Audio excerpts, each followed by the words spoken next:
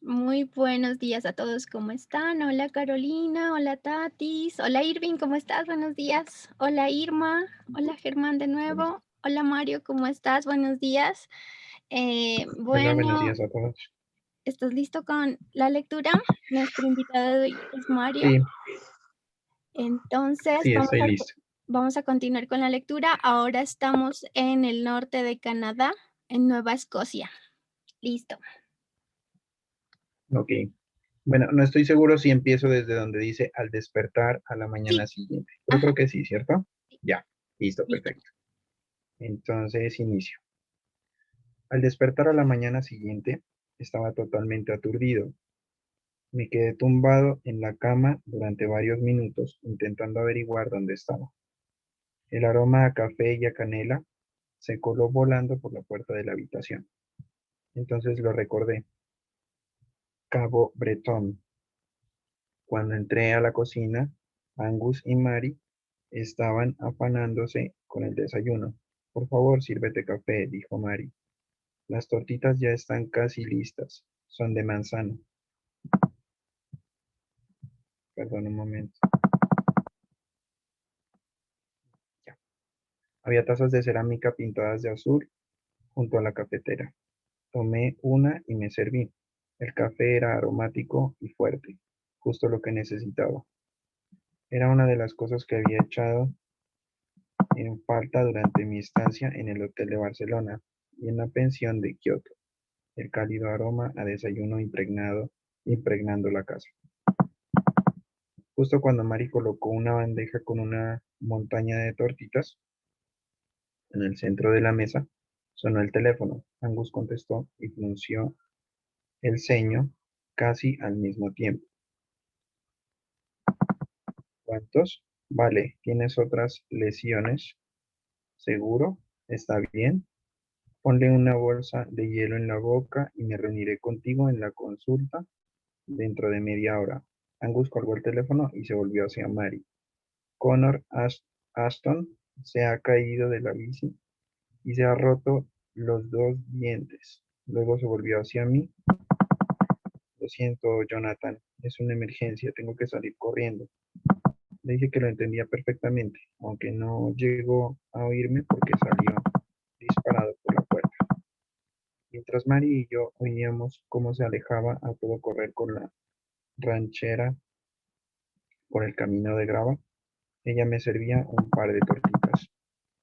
Vaya, se lamentó. Ahora no sé qué hacer. Debería llevarte a hacer esa visita, pero no sé cómo hacerlo y prepararlo todo para la cena. El giro que habían dado los acontecimientos, pese a lo desafortunado que pudiera ser para el pequeño Connor Ashton, podría resultar bastante positivo para mí. Tenía un coche de alquiler, podía recorrer Cabot Drive yo solo, mientras Mary se ocupaba de sus cosas. Ella asintió en silencio cuando se lo sugerí. Mientras no te den miedo las alturas y te guste conducir, lo disfrutarás, dijo Mary. En realidad, es posible que te pierdas. Es una carretera circular de poco más de 300 kilómetros. No te apartes de la vía principal y acabarás regresando al punto de partida, aunque es conveniente que hagas varias paradas en los miradores y en los pueblos que hay a lo largo del camino. Después del desayuno, Mari buscó un mapa de carreteras y nos sentamos juntos a mirarlo. Marcó con un círculo una serie de lugares en el plano y una hoja de papel me escribió. Y en una hoja de papel me escribió el nombre de varios lugares para visitar y cosas que hacer. Se convirtió en una lista muy larga. Ya sé que no puedes hacer todo esto en un solo día. Ya escogerás lo que prefieras y llámame si tienes cualquier duda. María estaba llenándome una botella de agua y me había puesto algo de fruta y un bocadillo en una bolsa. Yo le dije que no se preocupase por la comida, que ya me pasaría, que ya me pararía en algún sitio.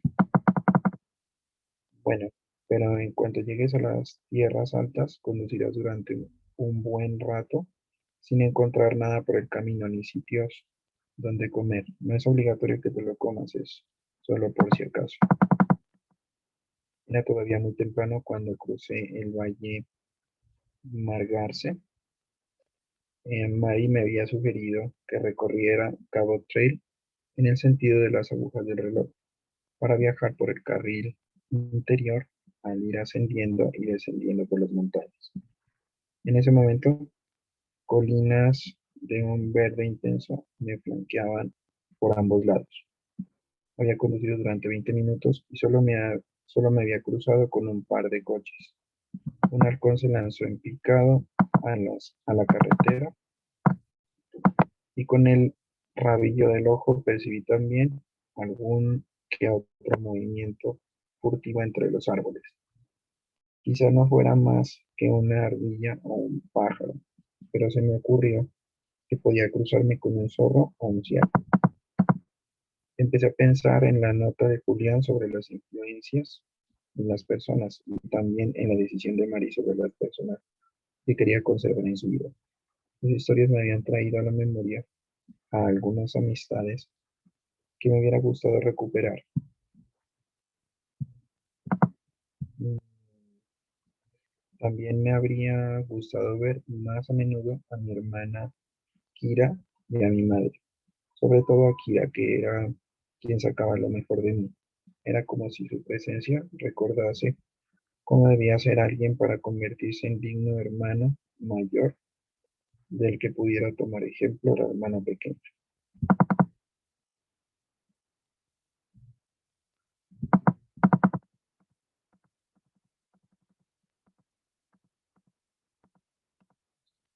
Y mi madre daba por sentada su existencia. Además, su manía de decirme que me pusiera un jersey o que me acabase los guisantes, incluso siendo ya un hombre casado y padre de un hijo, hacía que me entraran ganas de salir corriendo después de la comida de los domingos, como si estuviera huyendo de una celda de castigo, aunque también era capaz de reconocer que haber sido educado por mi madre había sido una bendición. Empezaba a sentirme agradecido por ello. Cuando llegaba a casa después de un partido de béisbol, siempre me preguntaba, ¿lo has pasado bien? En lugar de, ¿habéis ganado? Y siempre encontraba algo bueno que decir sobre todo el mundo, incluido mi tío Teddy, lo cual era un acto de creatividad de tal magnitud que podía rivalizar con cualquier ocurrencia que haya tenido Picasso. Y cuando mi padre falleció, demostró tener una fuerza y una valentía que jamás habría imaginado en ella. Incluso en los primeros días tras su defunción, expresó más preocupación por la pérdida que habíamos sufrido Kira y yo que por su propio duelo.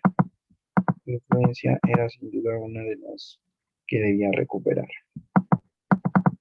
Sin embargo, había personas que estaban perjudicándome, personas que no eran elementos positivos por algún motivo. Enseguida me vinieron a la cabeza David y Sven, aunque no se me ocurría nadie de esas características relacionado con mi vida personal, aunque Anisha y yo discutiéramos, bueno, puede que yo no me haya comportado muy bien, pero ¿era por su influencia o era porque yo me esforzaba a toda costa por ganar la discusión? Anisha es una de las personas más optimistas que conozco, y es probablemente la razón por la que aguantó tanto a pesar de que yo me oponía a sus deseos siempre que surgía la ocasión. Y Tessa era vital. Y Tessa era vital, divertida y guapa. En realidad me recordaba a Anisha en muchos sentidos. Deseaba conservarla en mi vida. Pero, ¿de qué modo? Decidí que en cuanto aparcase el coche respondería sin falta su mensaje. Le contaría la verdad. Me hallaba en una fase de transición. Estaba replanteándome la vida en muchos sentidos. Agradecía sus palabras, sus pensamientos, pero tendría que hablar con ella sobre lo que me había propuesto a mi regreso. Necesitaba un tiempo para aclarar mis ideas. Antes de mediodía llegué al Parque Natural de las Tierras Altas de Cabo Bretón. Durante los 100 kilómetros siguientes, el camino rodeaba el parque y bordeaba la costa. Mari me había sugerido un atajo situado al final del parque. Tenía muchas ganas de bajar del coche, de estirar las piernas y comerme el almuerzo. Seguí las indicaciones en dirección a Le Chemin du Botuel y al final llegué a un pequeño aparcamiento de grava. El cartel situado al principio del sendero indicaba que el paseo tenía una duración aproximada de 90 minutos. Eché un vistazo a mi alrededor. Era un cálido día de primavera. El sol brillaba en lo alto de un cielo prácticamente despejado, pero el aparcamiento estaba vacío y no había señal de que hubiera nadie más por ahí. Mari me había advertido que tuviera cuidado con los coyotes. No solían acercarse a la gente, aunque hacía poco un excursionista había sufrido un ataque. Decidí almorzar dentro del coche después del paseo. Mi anfitriona me había prestado un sólido bastón para caminar y así curarme en salud. Lo único que llevé conmigo fue ese palo y la botella de agua. El sendero de tierra era angosto y tortuoso y empezaba a ascender casi desde el principio. En ciertos tramos, cuando tropezaba en alguna raíz que sobresalía del suelo y a continuación con alguna piedra, me daba la sensación de estar caminando sin lograr moverme del sitio. Los pinos de ambos lados del camino eran frondosos e impregnaban la atmósfera húmeda con su penetrante perfume a sal. Los pájaros trinaban a mi alrededor, pero salvo por su canto, el bosque permanecía en silencio. Mari me había dicho que debía recorrer unos 200 metros de un trayecto total de 2 kilómetros para llegar a una especie de lazada en el camino que rodeaba la cima de la colina. La panorámica es espectacular desde ese punto, me había dicho. Lo que no me había contado es que además allí encontraría un fragmento de la historia. Tras 20 minutos de ascensión y un cartel al borde del sendero, anunciaba que a mi izquierda veía los restos de una de las últimas 5 casas de Le Bourget, un asentamiento ganadero de la antigua población franco-canadiense. Me miré colina abajo y sin lugar a dudas, entre los árboles y la espesa vegetación, se distinguía un tosco rectángulo de piedra, los cimientos de una vivienda diminuta. Conocía la existencia del territorio franco-canadiense. Mari también me había sugerido que hiciera una parada en la pequeña aldea Acadia de pescadores, Cheticam, antes de entrar en el parque para visitarlo. Por eso una hora antes de iniciar aquella caminata había salido de la autopista y había aparcado junto a un restaurante de carretera con vistas al mar. Se veía una delgada franja de tierra costera entre la carretera y la bahía de Cheticam, donde se encontraban un par de tiendas y otras edificaciones. A Mari se le ocurrió que podía interesarme ver las alfombras tejidas a mano que eran típicas de la zona, o probar el tauchade, el guiso de pescado típico del lugar. Pero a mí no me apetecía mucho estar entre 4 paredes y no tenía tanta hambre como para hacer una parada para comer. En lugar de almorzar, descendí la escalerita de madera que había entre las tiendas y caminé por una pasarela hasta una serie de pequeños amarraderos. Modestas barcas de pesca comercial, muy distintas a la de Ahmed, se alineaban en el embarcadero. En un amarre había un enorme cartel en el que anunciaba excursiones para avistar ballenas. Debajo del letrero cabeceaba otra pequeña embarcación pesquera junto a una Zodiac. Mari me había sugerido que hiciera una de esas excursiones para avistar ballenas, pero en una de las barcas más viejas Los zodiacs hacían demasiado ruido y molestaban a la fauna marina. Sin embargo, yo ya había decidido invertir el tiempo en una caminata que emprendería más tarde. Antes de regresar al coche, recorrí a pie un tramo de la carretera hasta que los restaurantes y las tiendas quedaron atrás y dejaron paso a una hilera de modestas cabañas de madera. Había una acera muy estrecha delante de las fachadas que separaba las viviendas de la carretera, pues los coches pasaban a toda velocidad prácticamente por la puerta de las casas. Detrás de las cabañas vi una discreta franja de hierba y al borde de estas las aguas del Golfo de San Lorenzo. El Cabo Trail había sido un camino de tierra en el pasado. Debía de ser bastante más angosto que en la actualidad, y aquellas casas debían de colgar de forma precaria al borde del acantilado, con las gélidas olas de agua salada rompiendo contra sus puertas traseras. Mario había dicho que Cheticam y sus alrededores seguían siendo zona francófona. El pueblo era descendiente de los acadios, que a mediados de la década de 1700 habían sido expulsados por los británicos del Valle de Annapolis, de las tierras de Nueva Escocia. Tras el ataque de los británicos al asentamiento francés de Acadia en 1710, los invasores exigieron que sus habitantes jurasen lealtad a la corona británica. La mayoría de los acadios, dueños de un rico asentamiento ganadero, se habían mantenido alejados de la política, sobre todo para no participar en las luchas entre los imperios británicos y francés libradas en Norteamérica. Unos pocos, no obstante, colaboraban proporcionando protección militar a los franceses en las actuales Nueva Escocia y New Brunswick. Por eso, aunque la gran mayoría de los acadios habían vivido en paz a lo largo del mandato británico durante décadas, los británicos decidieron que su presencia ponía una seria amenaza y empezaron a deportarlos a Europa y a otras colonias británicas. Muchos de los acadios que fueron enviados de regreso a Francia emigraron más tarde a colonias francesas en Norteamérica. El número más importante se trasladó a Luisiana, y sus descendientes son los conocidos como cajunes. Yo ya lo sabía, pero Mary me contó además que un pequeño grupo de acadios se dirigió hacia la isla de Cabo Breton y se asentó en la costa noreste. Al pasear por delante de aquellas pequeñas casas, me impactó lo aislados que debían de estar los colonos acadios en Chaticán.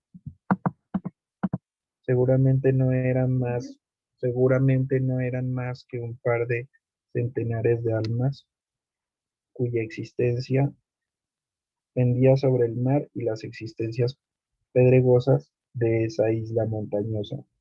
¿Cómo debía de ser? Al proceder de una comunidad rural de miles de habitantes, aquellas familias debían de depender de las demás para todo. Pero si Cheticam estaba aislado, ¿cómo debía de ser Le Bourgeois? Mientras me paseaba en torno a los cimientos de Le Bourgeois, tan derruidos y deteriorados que parecían afloramientos rocosos, intenté imaginar cómo habría vivido las familias numerosas en esas estructuras tan diminutas. A los pies de las casas habían zonas abiertas, vestigios de los campos de pastura que se extendían hasta el río Cheticam. Resultaba difícil imaginar que se practicase la ganadería en un terreno tan escarpado, que pasaran días y días en el agua, a bordo de rudimentarias barcas pesqueras, tal como lo hacían los hombres de aquellas familias. Los carteles informativos del lugar relataban que en la época en que las zonas de pesca no estaban delimitadas, los hombres pasaban el domingo en casa en Le Bourgeois y regresaban a sus chozas para pescar en Cheticamp o en Le Bloquet durante la semana. En invierno las familias cruzaban el río helado para llegar al pueblo y así comprar víveres o en años posteriores ir al colegio. En los meses más cálidos seguían un camino de carretas cuyos vestigios había estado recorriendo para llegar al pueblo. Jamás pudo haber muchas familias en este pedazo de tierra. En 1936 había dos familias de apellido Leblanc, junto con los Chiasson, los Lebrun y los Dubois. Todos tenían entre 9 y 11 hijos. Por tanto, debían ser unos 50 en total. Qué distinto era mi mundo. Cientos de compañeros de trabajo, cientos de amigos, un barrio que se extendía sin interrupción a lo largo de kilómetros y kilómetros. Había 80 alumnos de primer curso en el colegio de Adam. ¿Cuánta gente? Pensé en la nota de Julián. Escoge bien a las personas de tu vida. Yo tenía la oportunidad de escoger. Hubo mucha gente en el pasado que no disfrutó de ese lujo. No tuvo la verdadera oportunidad de escoger, a pesar de que había muchas cosas que dependían de ese puñado de personas con las que convivían. La vista desde la cima de Lechemin-du-Bateau era realmente hermosa. La playa y sus orillas, que describían curvas sinuosas allá abajo, el agua azul que llegaba hasta donde alcanzaba la vista. Sin embargo, aquel panorama tan impresionante no era más que el principio.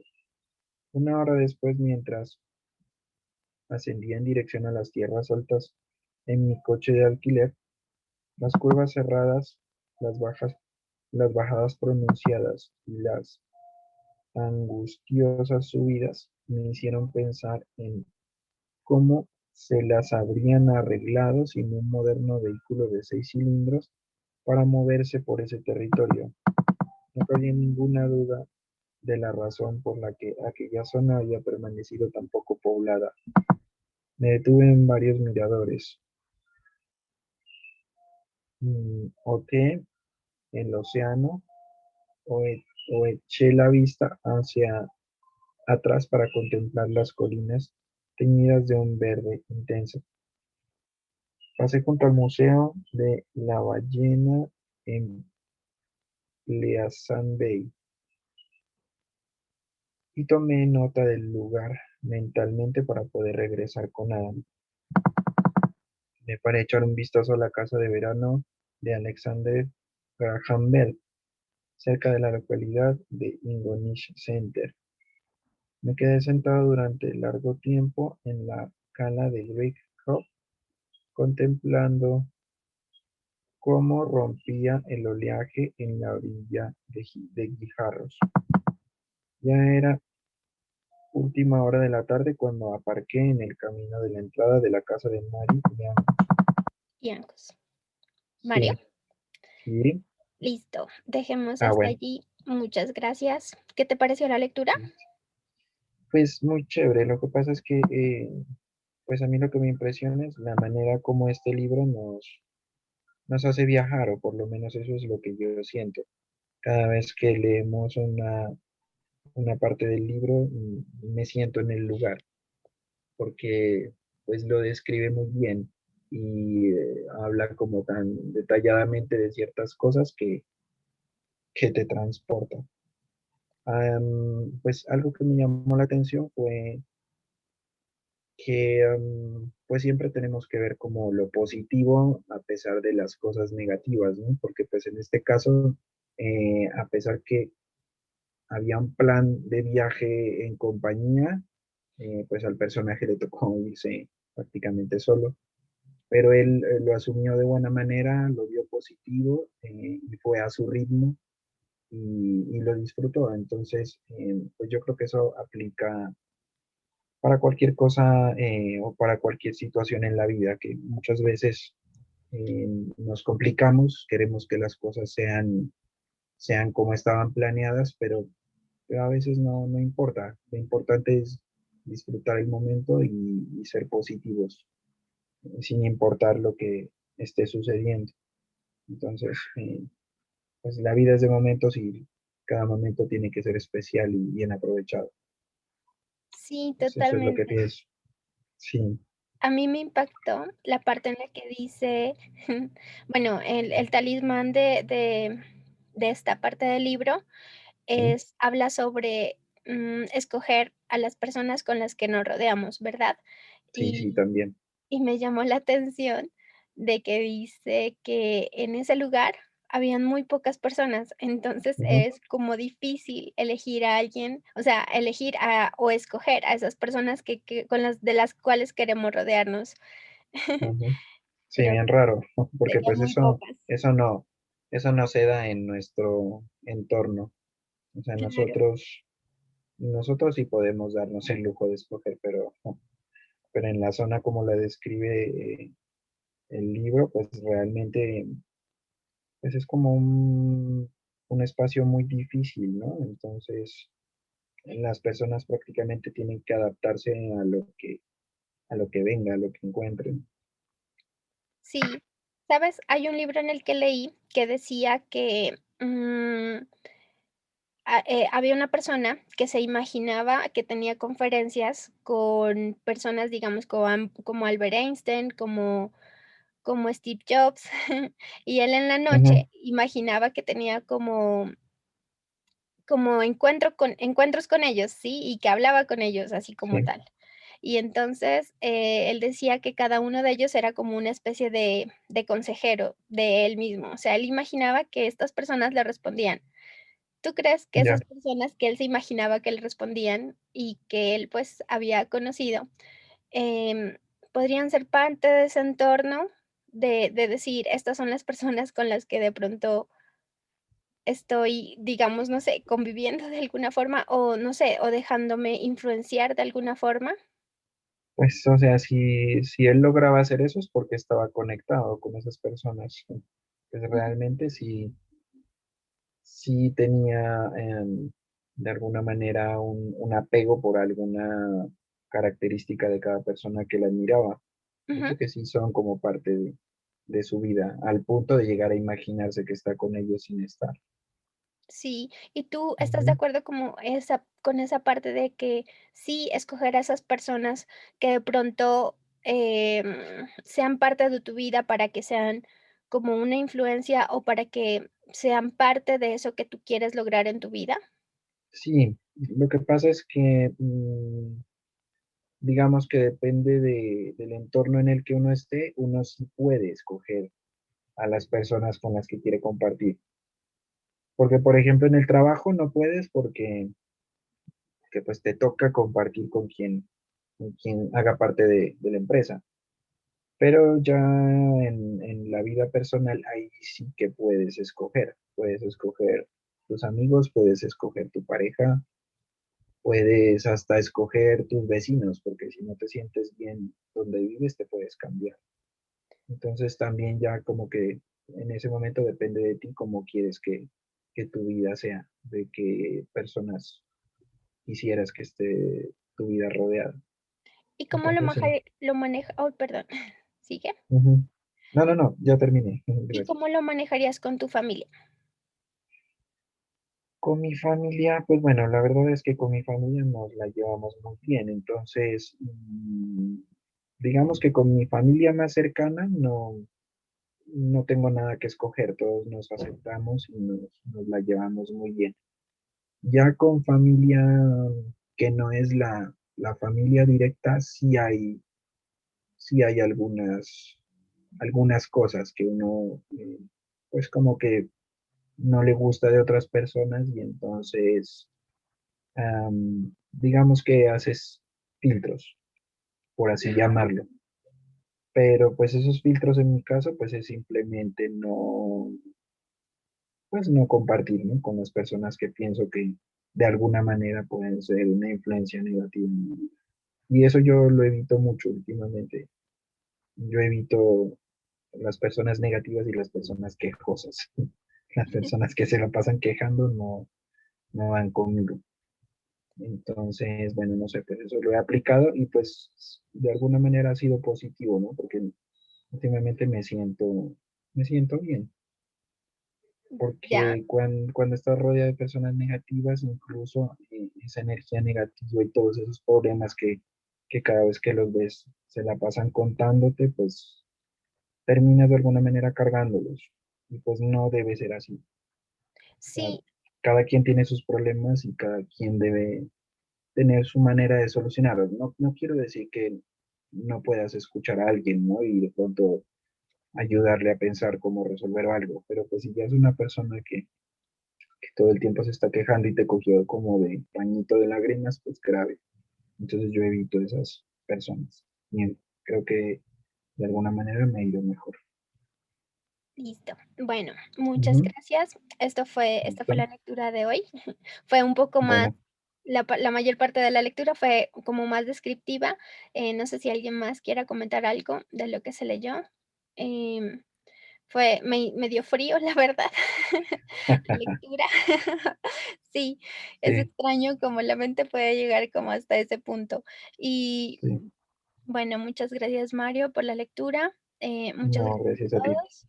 Y gracias también por tu compartir. Gracias a Diana Benavides, gracias a Germán Muñoz, a Irma, a Irving, a Rocío Orteaga, a Tatiana, Tatis, a Carolina. Muchísimas gracias. Nos vemos mañana para continuar. Irving, ¿quisieras comentar algo? No, que muchas gracias y que todos tengan un buen día. Sí, un excelente día para todos y nos vemos el lunes para continuar con la lectura. Muchas gracias. Un abrazo para todos y que tengan un excelente fin de semana. Gracias. Gracias a Gracias. todos.